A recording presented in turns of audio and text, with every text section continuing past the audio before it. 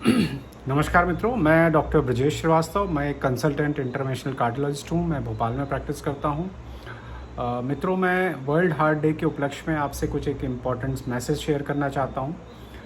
ये मैसेज मेरा यंगर लोगों के लिए है, यंग अडल्ट्स के लिए है, जो अपने तीसरे या चौथे दशक में है, जो 30s या 40s में है।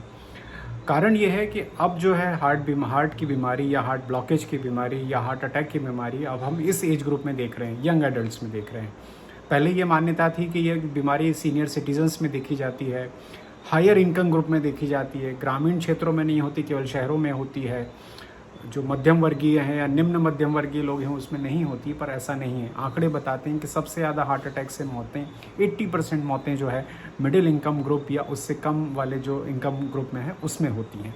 इसके कई सोशियो इकोनॉमिक रीजंस हो सकते हैं, lack of proper treatment, lack of awareness, ये सारे कारण उसमें शामिल होते हैं।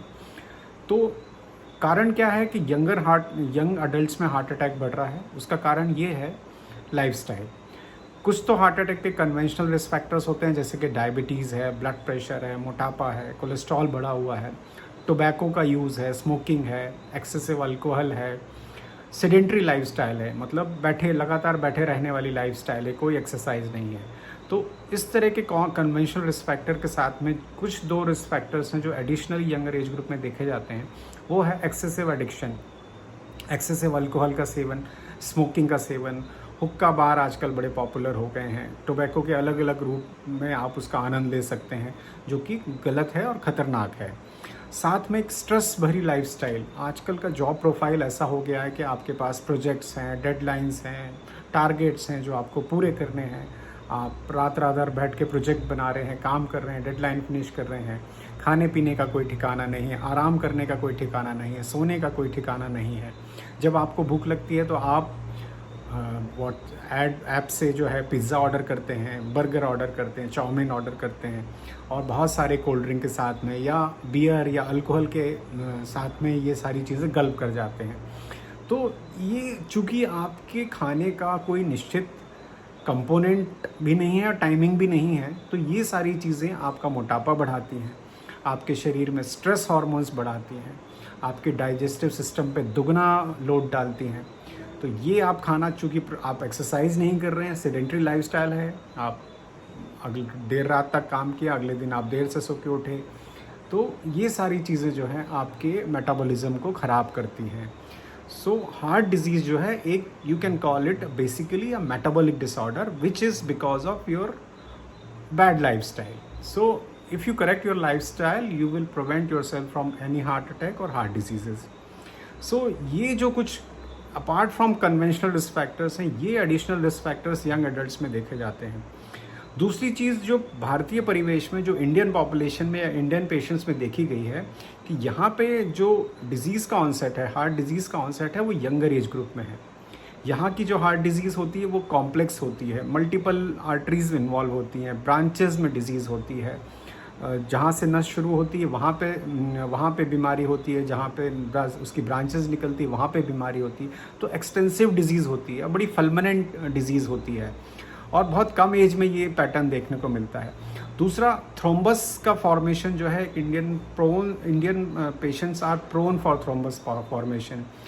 सो एक because of altered lifestyle, excessive carbohydrate intake, मैदा अत्यधिक खाना, मीठा ज़्यादा खाना, ये सारी चीज़ें, प्लस स्मोकिंग की आदत, और tobacco chewing is very common even in rural population.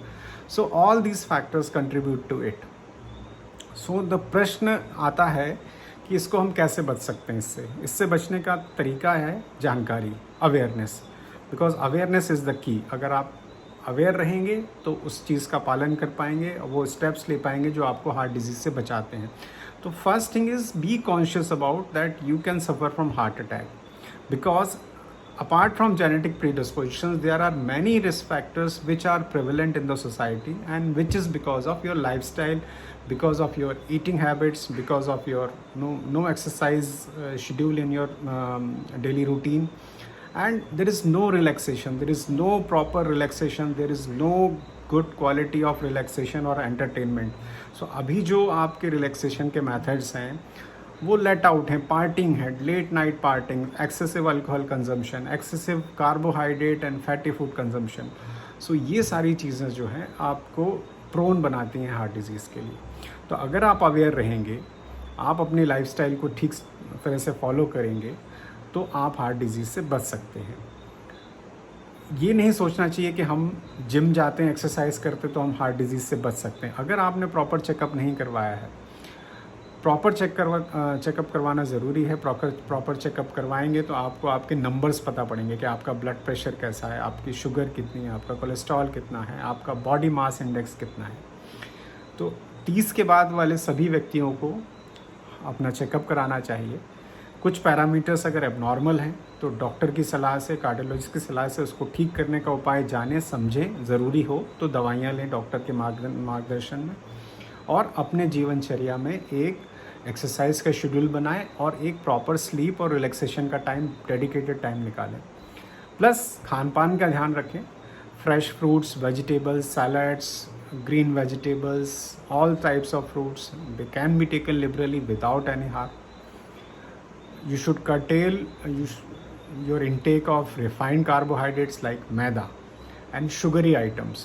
Cold drinks में बहुत शुगर होता है, बियर में एम्प्टी कैलोरीज होती हैं, अल्कोहल लेते हैं तो उसके साथ में जो स्नैक्स खाते हैं उसमें फैटी फूड होता है, ट्रांस फैट होता है।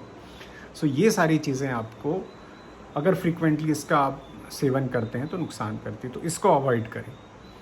तो ये छोटे छोटे उपाय हैं, अगर आप इसको फॉलो करेंगे तो आप डेफिनेटली आने वाले हार्ट अटैक के खतरे से बच सकते हैं और आप अपने आगे का जीवन सुचारू रूप से चला सकते हैं।